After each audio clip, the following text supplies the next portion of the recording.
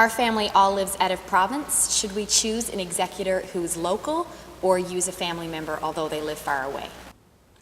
In my opinion, the most appropriate person to choose as an executor, there are a number of criteria that you should look at. Number one, obviously, is trust, because that person is going to be handling your estate, is going to be handling finances, perhaps a great deal of money, ensuring that beneficiaries receive their residuary beneficiaries or benefits, and also with respect to trust funds that have to be invested.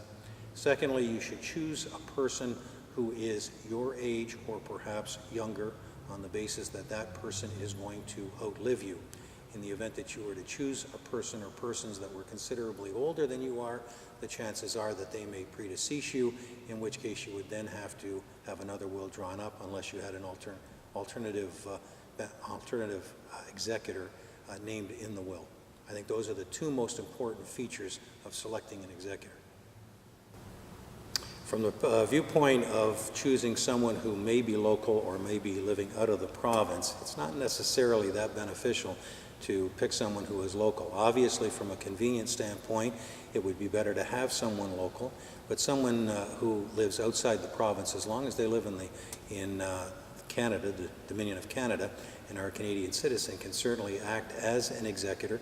And with the electronic emails that we have today, together with faxes, it doesn't really pose itself as a problem.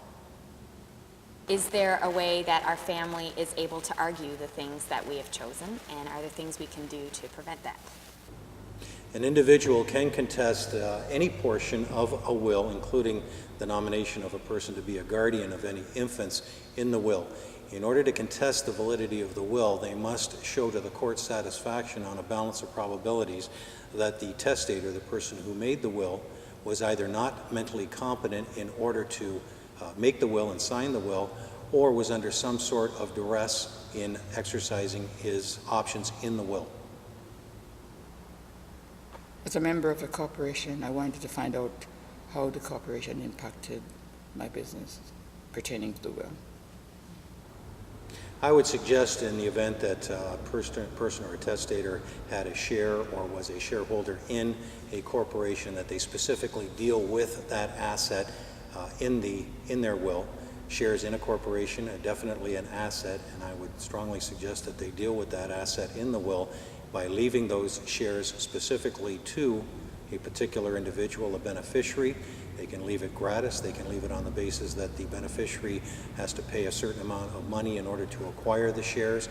They can leave it by way of a first option to buy in favor of any of the other shareholders, but that they should seriously consider dealing specifically with that asset in their will.